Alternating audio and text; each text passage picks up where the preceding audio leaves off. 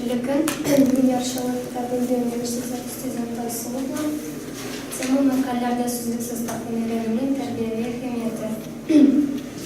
Дөньяда телсез яки җырсыз моңсыз халык булмаган кебек, мәкальсез халык та юктыр. Һәрбер халык сүз арасында мәкальләр кыстырырга ярата, үз телен аның белән бизи, төзи. Һәркайда, һәр халыкта үз мәкальләренә хөрмәт бар, аларга ышану, таяну бар.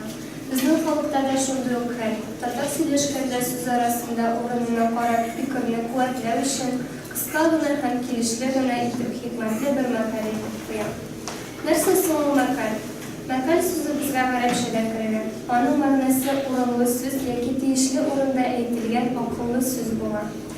Мәкальләр эчтәлекләре ягыннан түбәндәге темаларны яктыртырга мөмкин. Мәсәлән, ата-ана, бала-чага. Мисаллар карап китик. Ата-ананы тыңлаган әдәм булган, тыңламаган әрәм булган.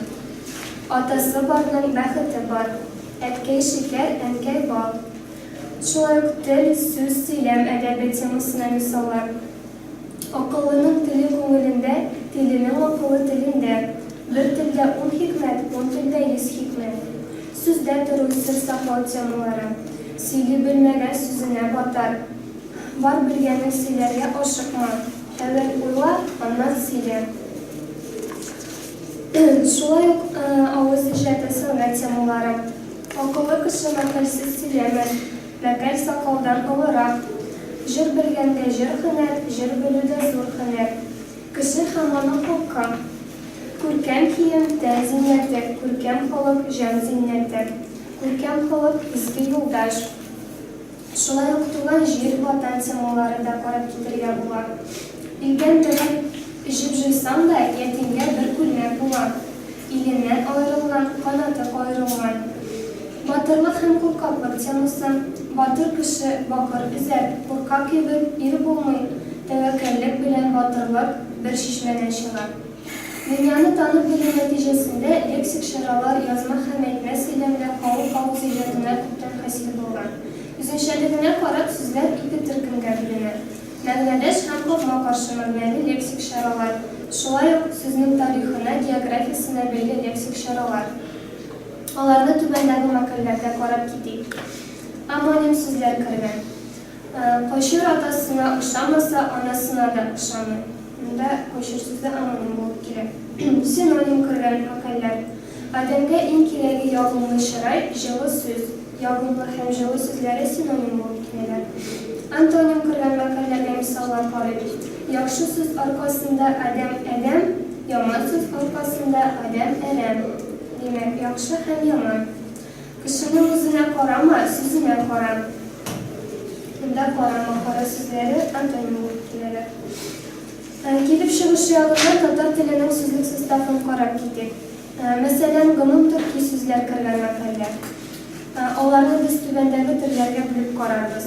Беренчесе, кешенең тән төзелешенә караган сүзләр. Үги үз булмый, кылап күз булмый. Кардәшлек атамалары. Башсыз илдә ата торып ул сөйләр, ана торып кыз сөйләр.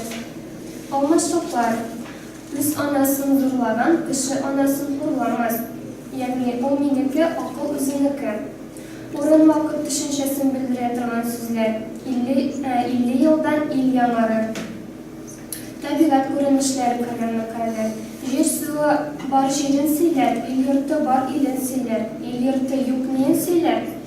Ил купса идел кубар, авыл купса давыл кубар.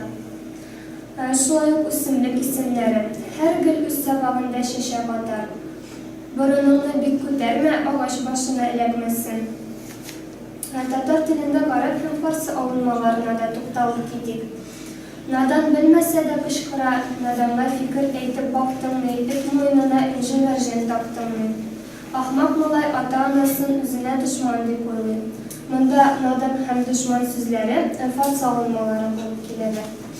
Гарәп алынмаларын карап китик. Кешегә шәфкать ит, узаманга хөрмәт ит. Рәхимсез атын кыйнар. Димәк, монда шәфкать һәм рәхимсез сүзләре гарәп алынмалары була.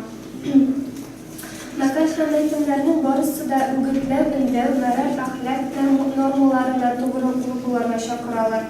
Һәр халыкның менталитеты, этник характеры һәм этник аңы аның милли культурасында чагылыш таба. Шул исәптән тел һәм образлы хикмәтле сүз берәмлекләре булган мәкаль әйтемнәр дә культура билгеләре буларак характерланалар. Мәкальләрнең зур бер мәгънәне кыска гына, конкрет, ипле һәм тәэсирле рәвештә әйтеп бирә алулары, тиз тарала алучанлыклары берәр иҗтимагый хәрәкәт башында торучыларның, ораторлар һәм башкаларның игътибарын һәрвакыт үзенә тарткан. Алар мәкальләрнең үз фикерләренә хезмәт итәрдәйрәк, отышлы булганнарын алып, үз чыгышларында һаман кыстыра килгәннәр һәм шуның белән сүзләренең тагын да тәэсирлерәк, дәлиллерәк, көчлерәк булуларына ирешкәннәр. Бу уңай белән мәкальләрне мәктәпләрдә балаларга тел культурасы тәрбия итү ягыннан әһәмияте зур икәнен онытмый. Мәкальләр мәңге яшь һәм тирән тормышлы халыкның үз йөрәгеннән, аның тел очыннан атылып чыккан шигъри хикмәтле, афористик әсәрләр булганга, туган телнең матурлыгын, тирән мәгънәләрне, юраучанлык сәләтен балаларга сиздерү, йоктыру өчен балаларны мәкальләр белән дә тәрбия итәргә кирәк. Татарның элекке заманнан бердәнбер закон, шәригать китабы Коръән булса, ул да гарәп телендә. Шундый заманнарда халык үзенең тормыш-көнкүрешен уртак бер фикергә, кагыйдәгә салып эш итүендә үзенең акыл, тәҗрибә, хикмәте булган мәкальләреннән башка нәрсәгә таяна алсын соң?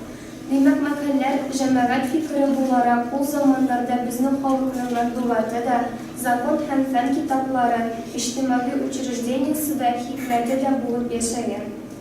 Минем чыгышым тамам.